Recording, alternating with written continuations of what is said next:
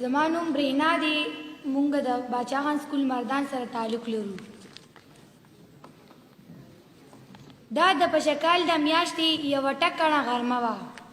د کندهار د میوند په سیمه د افغانیانو د تورو ازمیښت و. اول جنګ کې خو افغانیانو پیرنګیانو ته ماته ورکړې وه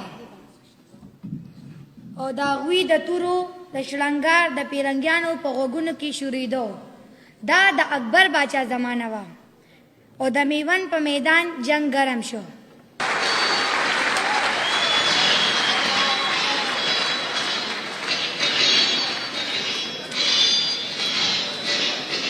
جنگ شروع دی. افغانیان ډیر په جذبه کې وو خو د جنگي سازو سامان د کمې او د ډیرې ګرمۍ له کبله افغانیان بې همته شول.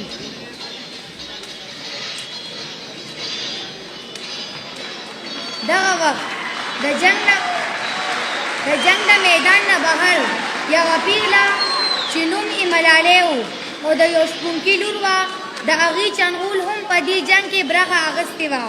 چې هغې دا حالت ولیدو نو ناڅاپه یې میدان ته راودانګل.